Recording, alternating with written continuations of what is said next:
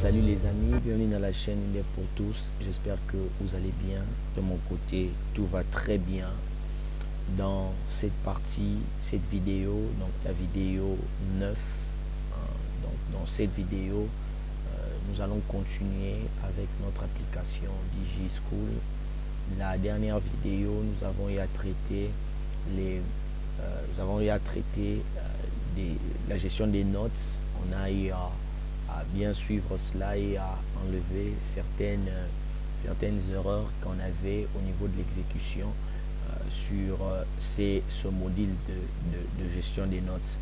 Et dans cette vidéo, nous allons finir avec la dernière partie qui était la gestion des paiements.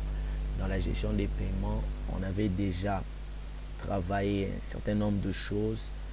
Je vais exécuter l'application. On avait déjà travaillé un certain nombre de choses. Donc à ce niveau, on avait travaillé la gestion des élèves, donc création des élèves et tout ça.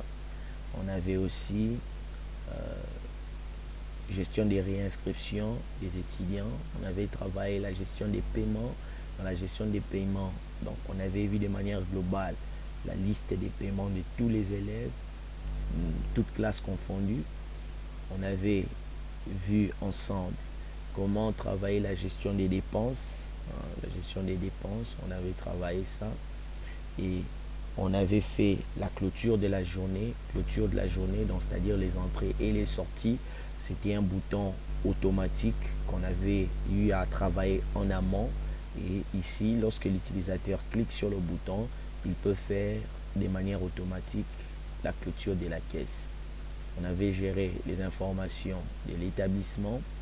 On avait travaillé les paiements individuels des élèves. Donc c'est-à-dire ici, paiement par classe et consulter la liste des paiements pour chaque élève.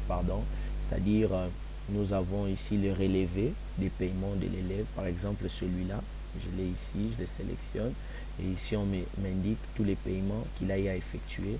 Si j'imprime, je clique sur le bouton, sur ce bouton, vous voyez ici, j'ai les relevés des paiements. Donc, je dois juste ici changer le nom du bouton. Ce n'est pas carte d'élève, mais plutôt relevé élève. Relevé paiement élève. Donc, je dois juste modifier ça pour avoir quelque chose de cohérent. Donc nous sommes vraiment presque à la fin de notre application. Ça nous a vraiment pris du temps. Donc il reste juste 2 ou 3 éléments à gérer. Et on a ici notre gestion des notes. On avait travaillé la saisie des notes et la modification. On avait ici travaillé notre relevé. On avait ici travaillé notre relevé. Vous voyez ici, on avait travaillé ça. Possibilité d'imprimer notre relevé. Et ici, ce que nous allons faire pour clôturer, je pense qu'on peut finir. Donc, comme je dis, on peut finir l'application. Ça c'est une version standard. Une version standard, donc quelque chose d'assez simple à réaliser. Donc, on ne s'embrouille vraiment pas dans beaucoup de choses. On risque de trop compliquer notre appli. Mais là, vous avez vraiment quelque chose de standard pour une gestion d'élèves, d'école, pour un établissement scolaire. Vous avez vraiment quelque chose de standard.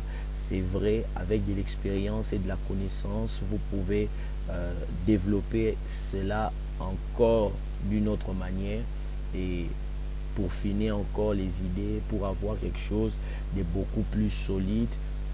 J'avais dit Windev pour tous. Nous aidons juste à avoir de la connaissance pour bien attaquer des applications qui seraient nouvelles pour certaines personnes. Par exemple, une personne qui n'a jamais réalisé une application de gestion d'établissement scolaire aura du mal, mais avec notre chaîne, nous lui offrons, il a quand même une idée de savoir comment il peut gérer la chose. Alors c'est vrai aussi que ce que nous faisons, cela dépend aussi d'un établissement à un autre. C'est-à-dire, dans un établissement X, leur façon de gérer l'établissement sera différent de l'établissement Y, hein, mais dans la logique, il y aura à peu près les mêmes choses, mais dans la profondeur, il y aura des petites diversités, hein, c'est vrai, hein, il y aura des petites diversités par rapport à l'établissement, mais dans la globalité, on a quelque chose de pareil dans tous les établissements. Donc on a une manière, on dit toujours qu'on n'invente pas la roue, on a toujours une manière comme ça d'attaquer et de voir le fonctionnement d'un établissement.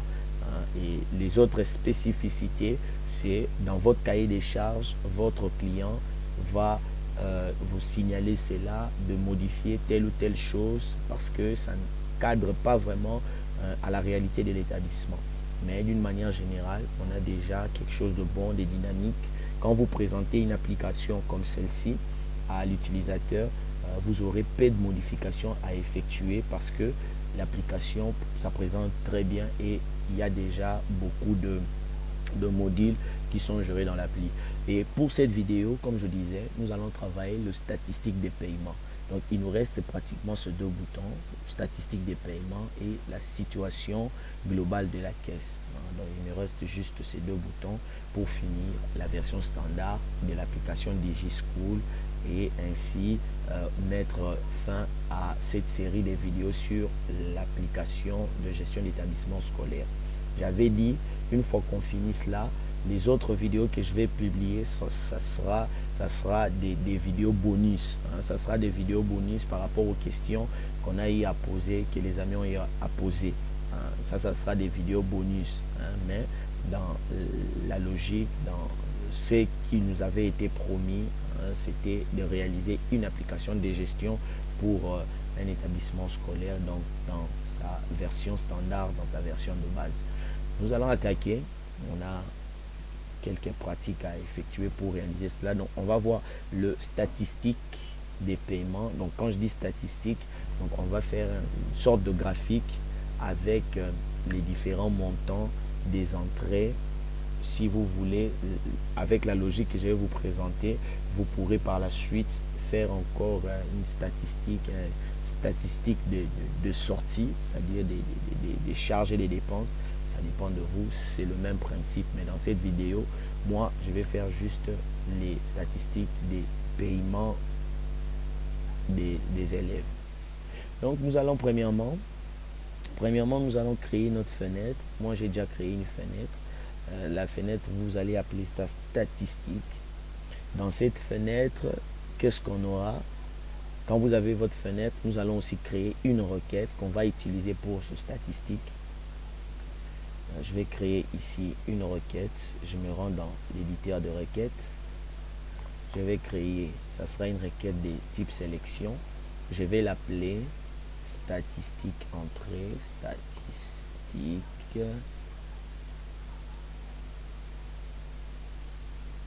entrée, statistique entrée, vous voyez, entrée, c'est-à-dire les paiements des recettes effectuées, mais vous pouvez l'appeler comme vous voulez, ça dépend de vous. Je l'appelle comme cela.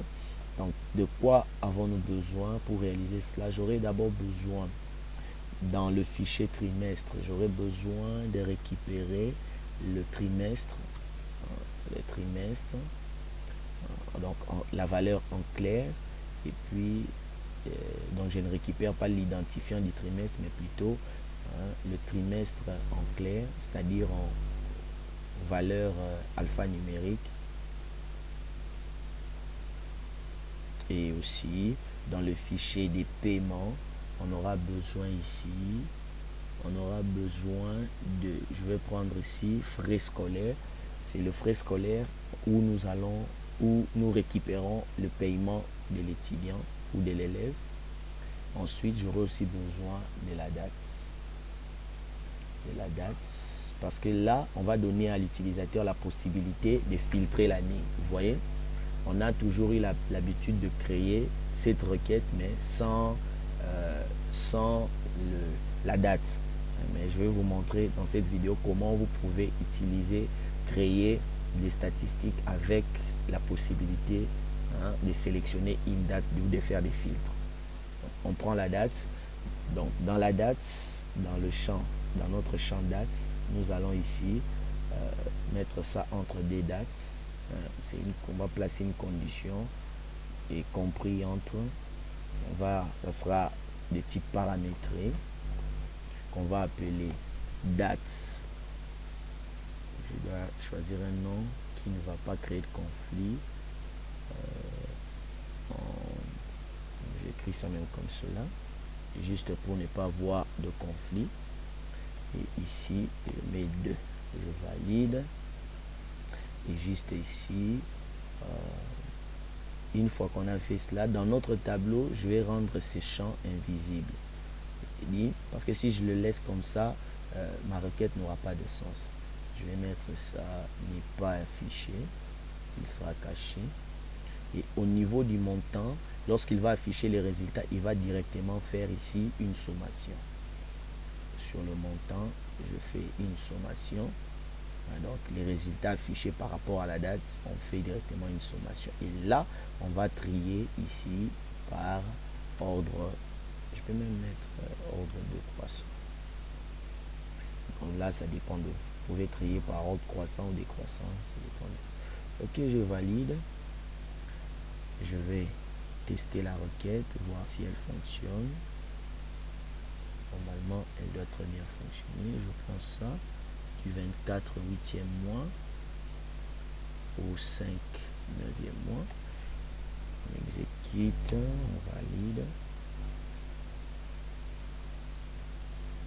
Ok, vous voyez, c'est bel et bien de quoi on a besoin. Il nous fait directement, il affiche les résultats et ici il fait une sommation. C'est parfait. J'enregistre tout ça. La requête fonctionne bien. Je rentre dans la fenêtre des statistiques. À ce niveau, là maintenant, il faut beaucoup plus de technicité. Je vais ici jouer sur l'affichage. Je vais prendre champ saisi, date, que je vais placer ici. Je vais ici. Du on va mettre ça comme ceci, du, et puis on double ça. Donc avant de doubler ça, on vient ici au niveau de l'affichage. Je viens là, je dis ça sera jour, mois et année. Le masque d'affichage. Quand on parle du masque d'affichage, pardon, c'est directement ce que l'utilisateur va commencer à voir après avoir sélectionné. Donc, nous allons jouer juste sur ça. Je prends ça comme cela. Et ici, le texte.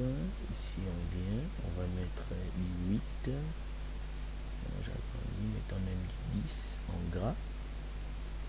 Et puis ici, on vient ici, du 10 en gras aussi. On enregistre et puis on valide. Vous voyez, c'est parfait. On met l'année.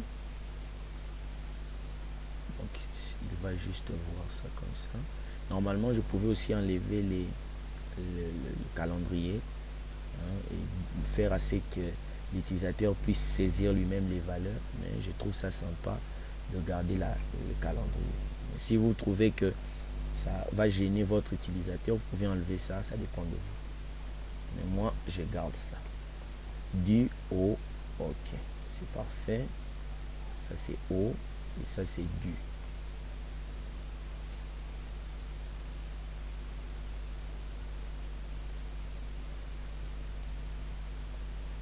Et ici, une fois qu'on a ça, on va mettre ici un petit bouton.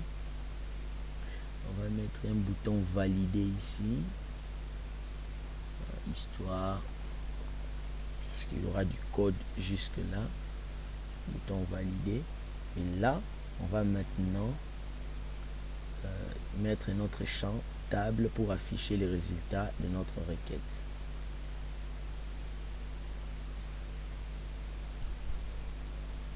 Ok. Je viens ici entre, comment il s'appelle, la requête, statistique, entrée. Ok. Je prends ça, c'est bon. Suivant, c'est bon. On diminue tout ça. Ça sera comme cela. J'enregistre. Une fois enregistré, je vais aussi placer ici un graphique. Hein, le champ graphe. Je vais utiliser le type donut. Le nom de la requête sera statistique des entrées. Statistique des entrées. À gauche, affichage des étiquettes suivant. Ici, le résultat est affiché selon la table. Et ici, les données. Ici, les données, ça sera trimestre. Et puis ici, la valeur ici, ça sera montant. Et on va remplir ça selon la colonne du champ table. Et puis la valeur, ça sera notre somme des frais. C'est bon. On enregistre. Suivant, je mets un fond. Je vais l'appeler GES entrée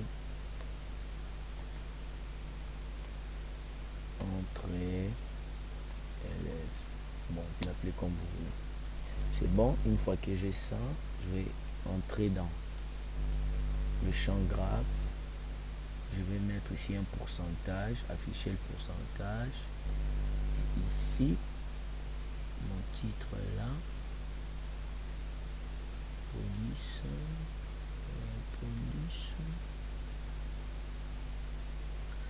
Ok. Non, je valide comme ça. Ok, je viens juste là, sur celui-là, je double-clique. Ok, style du titre. On va le mettre en 20. Non, 20 c'est beaucoup trop, mettons même 18. Je le souligne. Je le mets aussi en italique. Ok, je valide, c'est bon. On enregistre. Après, ici, sur le champ table, ça sera, c'est une requête paramétrée. Donc ici, on doit mettre les valeurs du au. Oui. Après là, ce que nous allons faire, je vais mettre un petit code ici pour afficher le résultat. J'enregistre.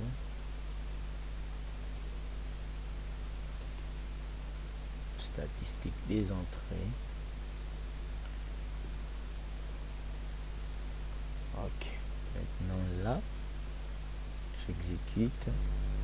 Normalement ça doit être bon. Je viens ici, je dis de 2018. Bon, le jour et le mois n'a pas tellement d'importance. Ce qui compte, ce sont les années. Hein. Je prends ça. 2018 à 2021. On enregistre. On a ici un résultat. Mais vous voyez ici, on a un problème. Il n'actualise pas notre graphique. Il n'actualise pas. Il faut le faire manuellement ici. Soit manuellement ou soit par programmation. Je viens ici, j'ai dit par exemple Donuts, je clique là, je réactualise et il me donne les résultats que j'ai ici. Donc là, on a 65%, deuxième trimestre c'est 15% et troisième trimestre c'est 20%. Je peux changer de forme ici, je peux changer de forme, je peux dire hémicycle, je peux mettre aussi Ça c'est quoi?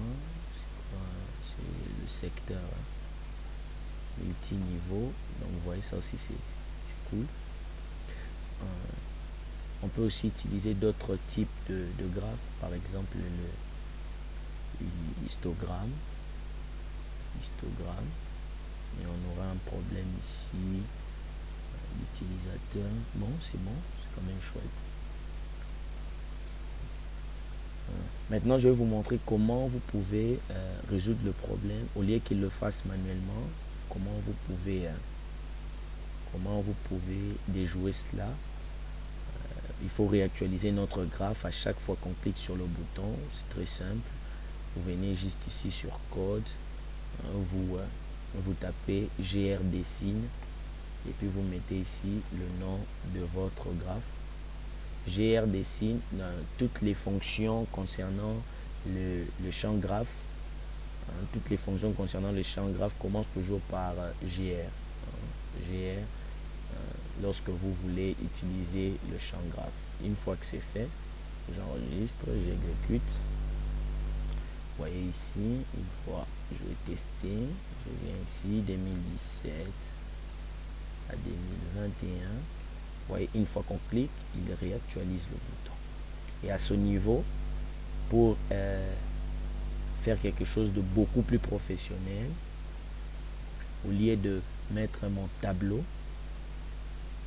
au lieu de mettre le champ table à l'affichage, moi ce que je fais, je l'enlève carrément de la fenêtre. Parce que ça c'est un fonctionnement, c'est le fonctionnement interne de l'application. L'utilisateur n'a pas besoin de savoir ce qui se passe. Certaines choses, quand vous faites une application de gestion, il faut être malin, il faut les cacher. Ce n'est pas intéressant si quelqu'un, en consultant votre application, il comprend tout du premier coup. Ce n'est pas vraiment intéressant. Certaines choses, il faut cacher cela. Comme ça permet de les emmerder un peu. Donc ça, c'est vraiment technique. C'est vraiment technique. Ça, c'est pour les personnes qui travaillent sur Windows.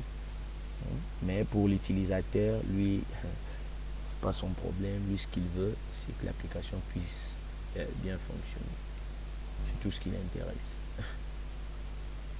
Donc je viens ici au niveau de, j'enlève l'agrandissement. Vous voyez maintenant quand je vais exécuter, je vais mettre ça directement dans le code. Je viens ici, j'ai dit fenêtre,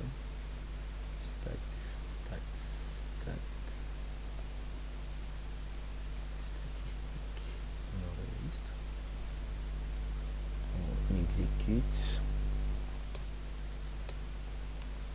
statistique paiement, on a ici, c'est beau, et là, il précise la date pour dessiner le graphe.